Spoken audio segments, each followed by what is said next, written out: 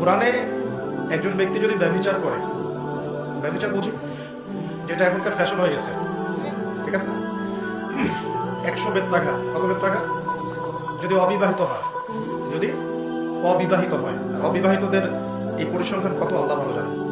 আমরা দোয়া করি আল্লাহ পাকে সমস্ত পথভ্রষ্ট দিনী ভাই বোনকে আল্লাহর পথে ফিরে আসার তৌফিক দান,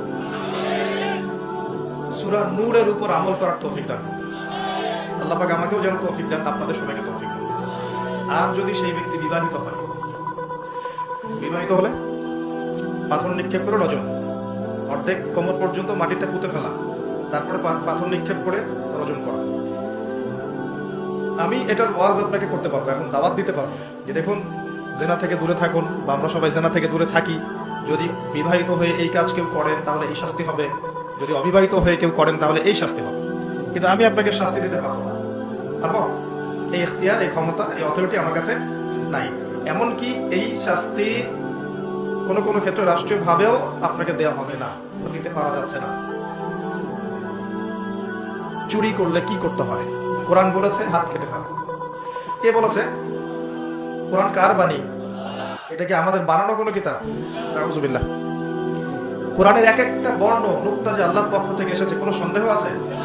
এবং এর মধ্যে যে প্রত্যেকটা বিষয় সমাধান আছে, এতে কোনো সন্দেহ আছে?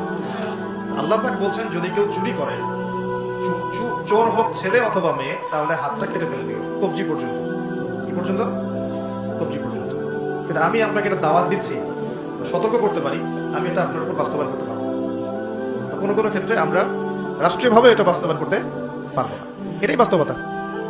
শুধু আমাদের দেশ পারবে না তা নয়, অনেক কান্ট্রি পারবে না, পৃথিবীর প্রায় বেশিরভাগ দেশই পারবে না। যেখানেই এগুলো বাস্তবায়ন করার চেষ্টা করা হবে বা কেউ করবে, তাদেরকে পশ্চিমারা কালো তালিকাভুক্ত করে দেবে।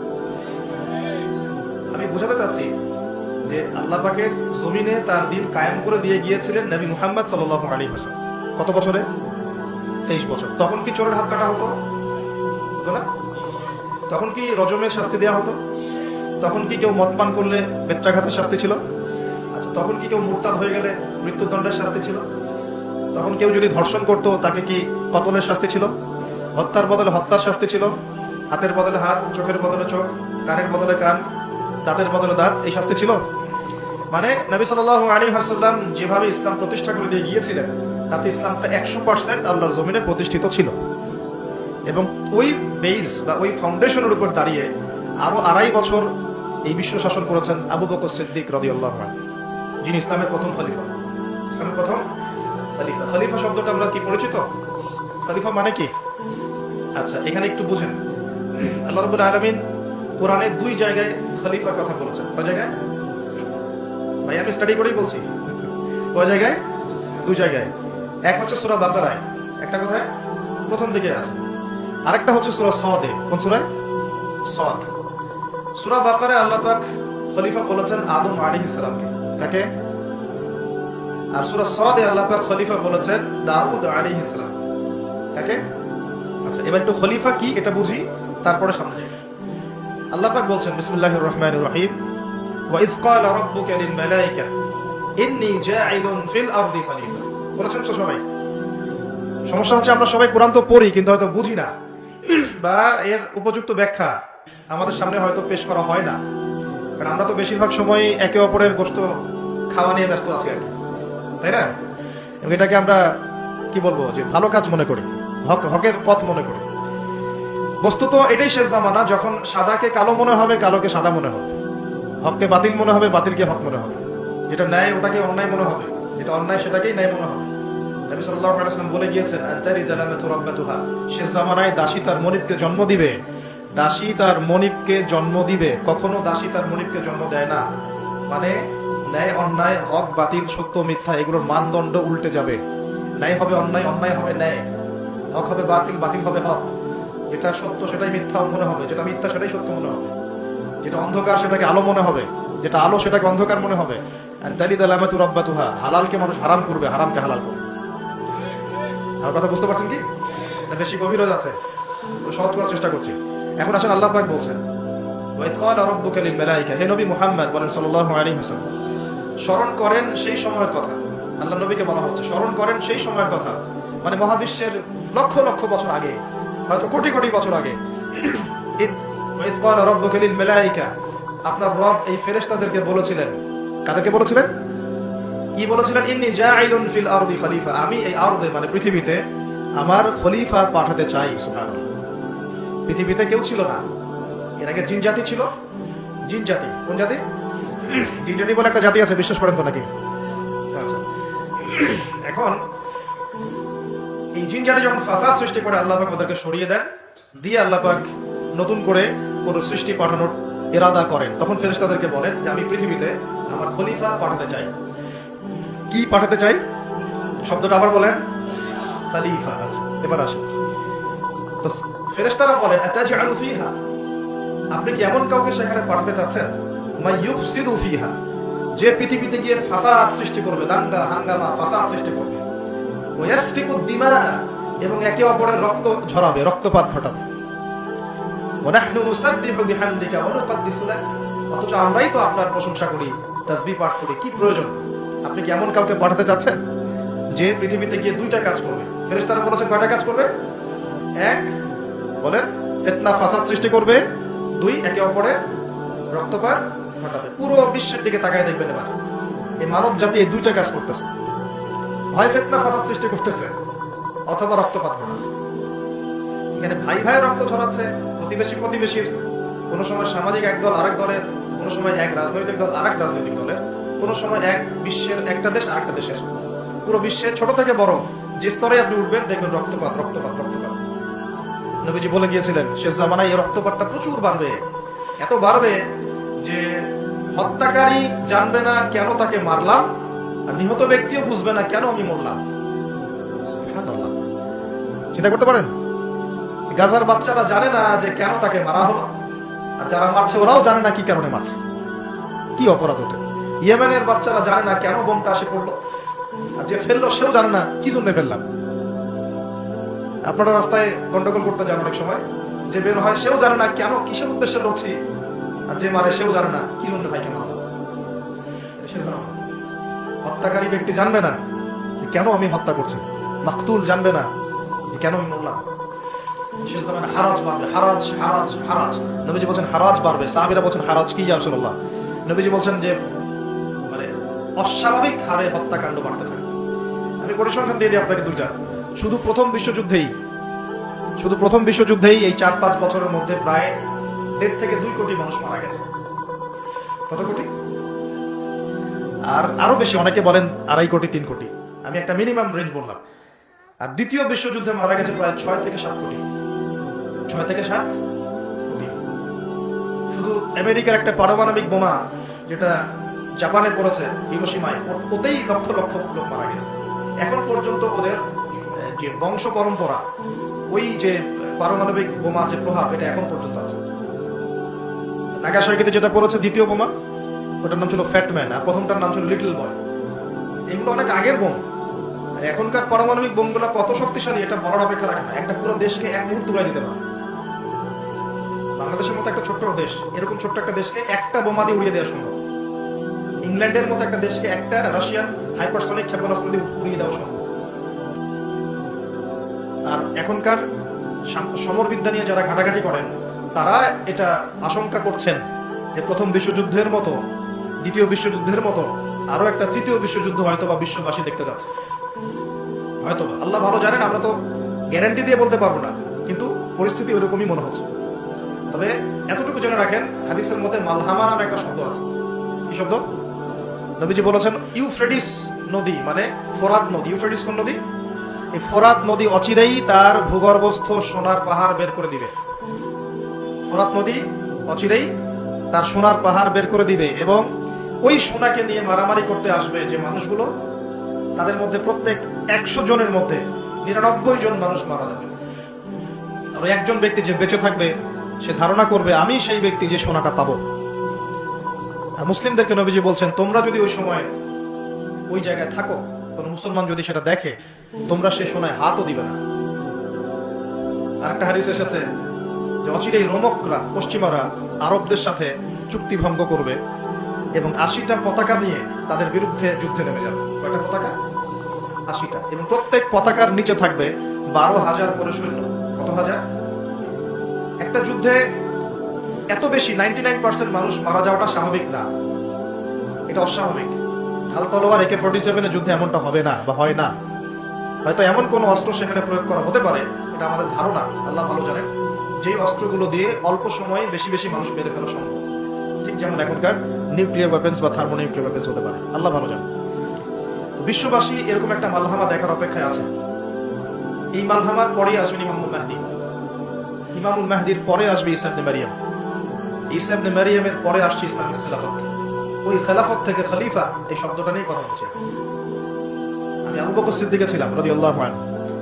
ফেরেশতারা বলছেন, আপনি কি এমন কাউকে পৃথিবীতে পাঠাতে চান গিয়ে রক্তপাত ঘটাবে অথবা ফাসাদ সৃষ্টি করবে? যেটা বললাম এখনকার বিশ্বে দুটোই আমাদের কাজ। তো আল্লাহ পাক বলছেন, ইন্নী আ'লামু মা লা তা'লামুন, ইন্নী আ'লামু মা লা তা'লামুন, দেখো আমি যা জানি তোমরা সেটা জানো না।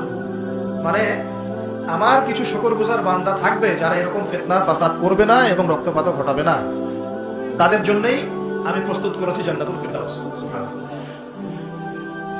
তো এখন ফেরেশতাদের মতামত আপনারা শুনলেন, আল্লাহ পাকের কথাও শুনলেন। এখন আল্লাহ রাব্বুল আলামিন তার খলিফা হিসেবে সৃষ্টি করলেন তার নিজ হাতে আদম আলাইহিস সালামকে। প্রথম মানবকে, তিনি নবীও হলেন, তিনি প্রথম মানব এবং তিনি খলিফা। এখন আদম আলাইহিস সালামকে তার স্ত্রী সহ জান্নাতে থাকতে দেওয়া হলো, এই ঘটনা আপনারা জানেন। ইবলিস এসে প্ররোচিত করলো, তার আগে ইবলিসকে বলা হয়েছিল সিজদা করো, সবাই সিজদা করলো, ইবলিস করলো না, মনে আছে? এটা তো আপনারা জানেন, ওইদিকে আমি আর সময় নষ্ট করছি না। ইবলিস সিজদা না করে কাফের হয়ে গেল, আর আদম আলাইহিস সালাম এবং হাওয়া আলাইহিস সালামকে জান্নাতে থাকতে দেওয়া হলো। বলা হলো যে এখানে থাকো, কিন্তু ওয়ালা তাকরাবা হাদিহিশ শাজারা, এই গাছের কাছেও যাবে না। ইবলিস ফুসলিয়ে ফাসলিয়ে তাদেরকে গাছের কাছে নিয়ে গেল, যেভাবে আমাদেরকে ফুসলিয়ে পাপের দিকে নিয়ে আসে ঠিক এভাবেই। ঠিক আছে? এখন আমাদের পিতামাতা একটা ভুল করে ফেললেন। মানুষ মাত্র কি হবে? আমাদের পিতামাতা ভুল করে ফেললেন, এটাই তো হাদিসের ব্যাখ্যা। কুল্লু বানি আদম খাত্তা, প্রত্যেকটা বনু আদমেরই কি আছে? ভুল আছে। খায়রুল খাত্তাইন আত-তাওয়াবিন, যারা তওবা করে তারা হচ্ছে উত্তম ভুলকারী। তো আমাদের পিতা কিন্তু ভুলের উপর অটল থাকলেন না। ইবলিস যেমন তার মতে অটল থাকলো যে আমি সিজদা করি নাই, তো কি হয়েছে? খালাকতানি মিন নার ওয়া খালাকতাহু মিন তিন, আমাকে সৃষ্টি করেছেন আপনি আগুন দিয়ে, ওকে সৃষ্টি করেছেন মাটি দিয়ে। এটা ইবলিসের চরিত্র। যে ভুলের উপর অটল থাকে, সংশোধন করে না, সেই ইবলিসের অনুসারী। কথা বুঝতে পারছেন? ইবলিস কি এখানে সঠিক ছিল? নাউজুবিল্লাহ, কখনোই না। আল্লাহ পাক তাকে আদেশ করেছেন, আদম কিসের তৈরি সেটা তো দেখার দরকার নেই। আল্লাহ পাক আদেশ করেছেন, বাস তোমাকে সিজদা করতে হবে। এখন আমরা যেমন আল্লাহ পাকের আদেশের সামনে অনেক সময় এরকম দলিল উপস্থাপন করি, এটা কেন করবো, এটা কেন করবো, তাই না? পর্দা কেন করবো, নামাজ কেন করবো, যাকাত কেন দেওয়া লাগবে, এগুলি ইবলিসের চরিত্র। আর ইবলিস চ্যালেঞ্জ করলো আল্লাহকে, আল্লাহ পাক তাকে বের করে দিলেন, ফাখরুজ মিনহা ফাইন্নাকা রাজিম, এখান থেকে বের হও, তুমি অভিশপ্ত। ওয়া ইন্না আলাইকা লা'নাতা ইলা ইয়াউমিদ্দিন, কিয়ামত পর্যন্ত তোমার উপর লানত, অভিশাপ। ও আবার চালাক, সে বলল যে আমাকে কিয়ামত পর্যন্ত অবকাশ দিন, আনদিরনি ইলা ইয়াউমি ইউবআসুন, আমাকে কিয়ামত পর্যন্ত অবকাশ দিন। আল্লাহ পাক বলেন, ইন্নাকা মিনাল মুনদিরিন, যে তুমি অবকাশ প্রাপ্তদের অন্তর্ভুক্ত একজন, ছেড়ে দিলাম তোমাকে, কিয়ামত পর্যন্ত হায়াত দেওয়া। এবার সে বলছে, ফাবিমা আগাওয়াইতানি, হে আল্লাহ, যে আদমের জন্য আপনি আমাকে বের করে দিলেন, আমি চ্যালেঞ্জ করছি। ইবলিসের চ্যালেঞ্জটা মাথায় লিখে রাখেন, মাথায় লিখে রাখেন। ইবলিস বলছে, ফাবিমা আগাওয়াইতানি লাআকউদান্না লাহুম সিরাতাকাল মুস্তাকিম, যার জন্য আপনি আমাকে এখান থেকে বের করে দিলেন, আমি তার সরল পথে ওত পেতে বসে থাকবো। কিভাবে বসে থাকবো? ওত পেতে। সুম্মা লাআতিয়ান্নাহুম মিন বাইনি আইদিহিম ওয়া মিন খালফিহিম ওয়া আন আইমানিহিম ওয়া আন শামাইলিহিম ওয়া লা তাজিদু আকসারাহুম শাকিরিন, আমি তাদের ডান দিক থেকে আসবো, বাম দিক থেকে আসবো, সামন থেকে আসবো, পিছন থেকে আসবো, আপনি বেশিরভাগ আদম সন্তানকে শুকরগুজার পাবেন না। কে বললো এটা? ইবলিসের এই কথা সত্য না মিথ্যা বলেন তো? এখন সত্য হয় নাই? কিভাবে সত্য সেটা আরেকটা হাদিস থেকে দেখেন দলিল। আমি আর গভীরে ঢুকে যাচ্ছি। কিয়ামতের মাঠে আদম আলাইহিস সালাম, এই আদম আলাইহিস সালামই যখন উঠবেন, আদম আলাইহিস সালামকে আল্লাহ পাক ডেকে বলবেন, তোমার সন্তানদের মধ্য থেকে জাহান্নামী জান্নাতি আলাদা করে দাও তো তুমি। তো আদম আলাইহিস সালাম বলবেন, ইয়া আল্লাহ, কতজন জান্নাতি, কতজন জাহান্নামী?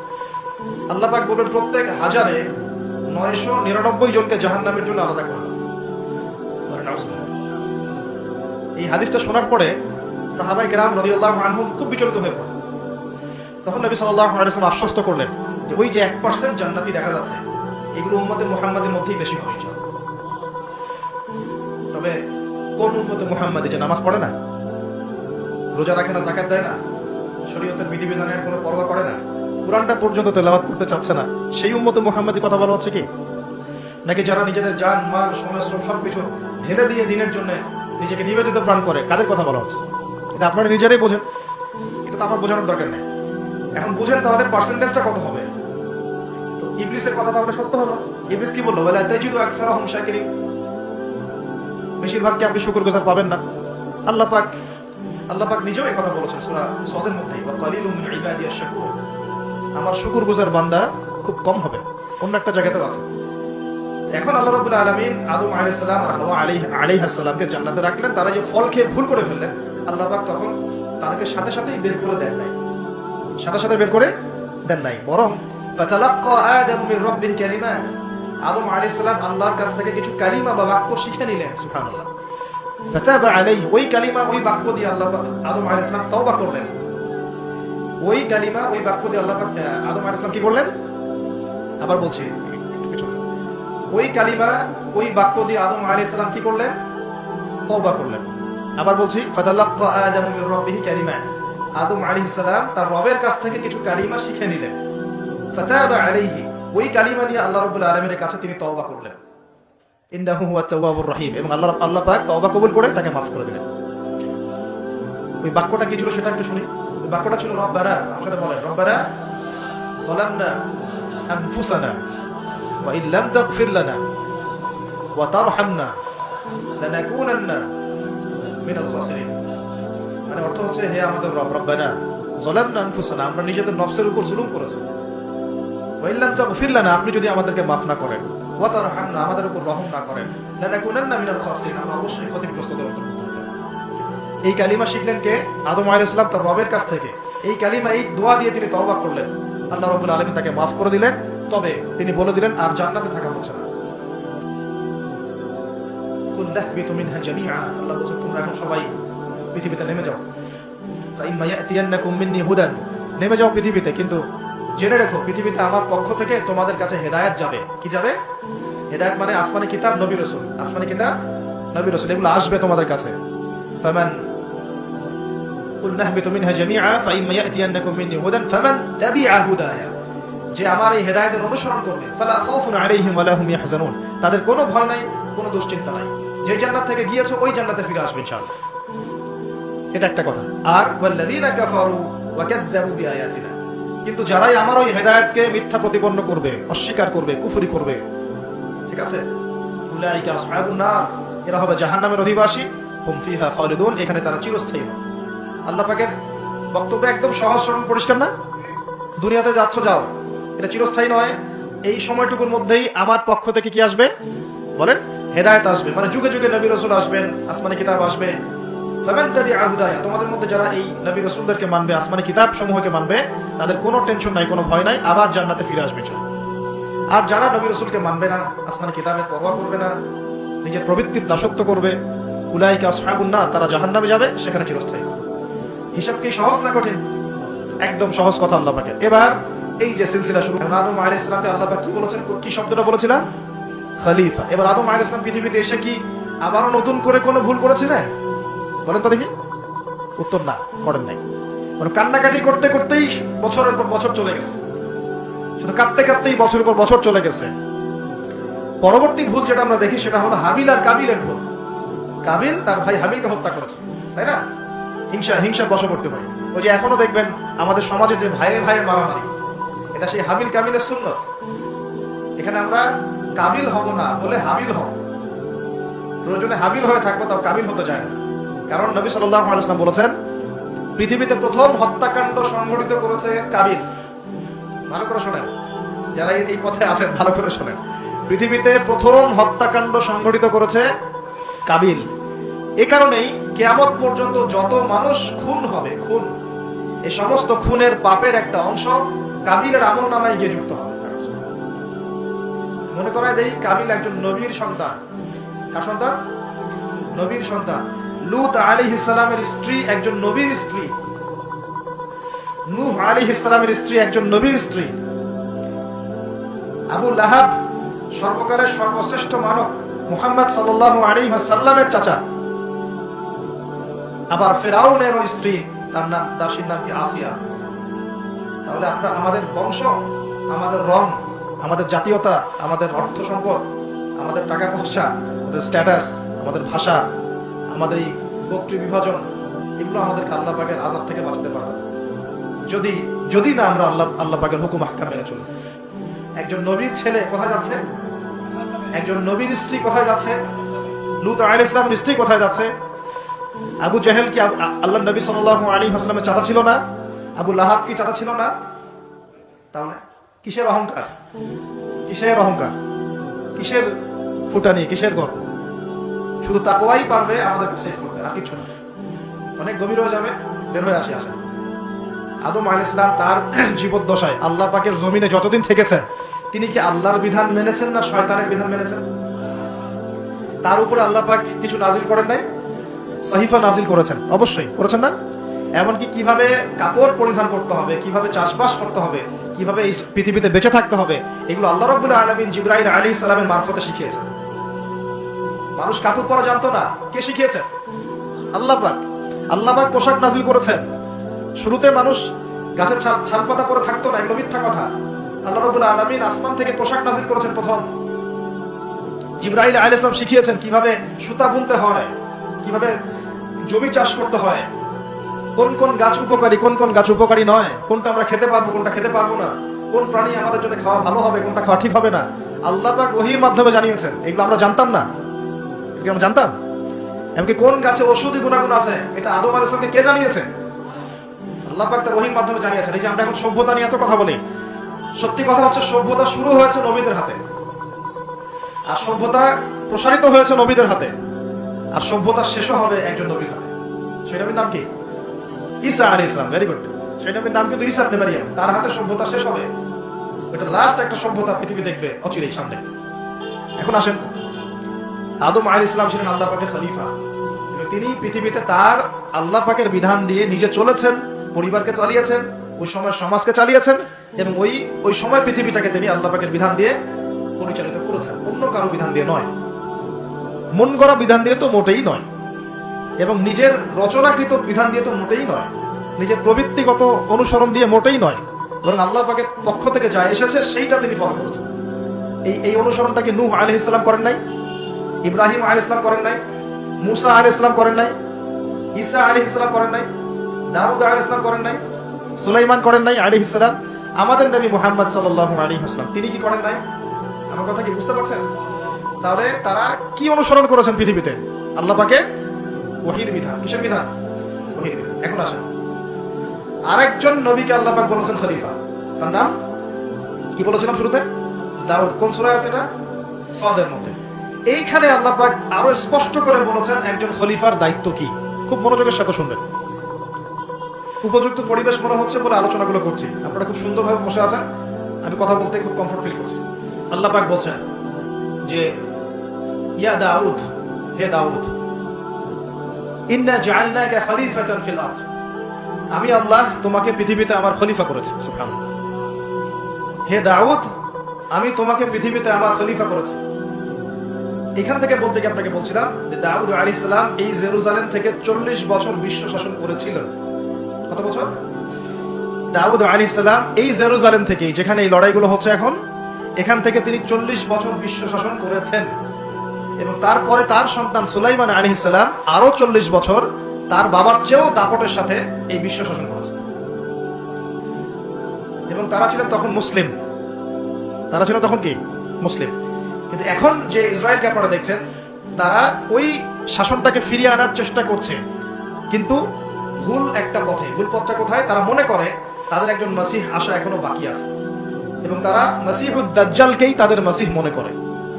আল্লাহ পাক তাদের মাসিহ পাঠিয়েছিলেন, সেই মাসিহের নাম হচ্ছে ঈসা আলাইহিস সালাম, কিন্তু তারা নিজেরা তাদের মাসিহকে চিনতে ভুল করে হত্যার চেষ্টা করেছেন। তারা নবীদেরকে হত্যা করা জাতি, এমনকি তারা আমাদের নবী মুহাম্মদ সাল্লাল্লাহু আলাইহি ওয়াসাল্লাম কেউ হত্যার চেষ্টা করেছে একাধিকবার।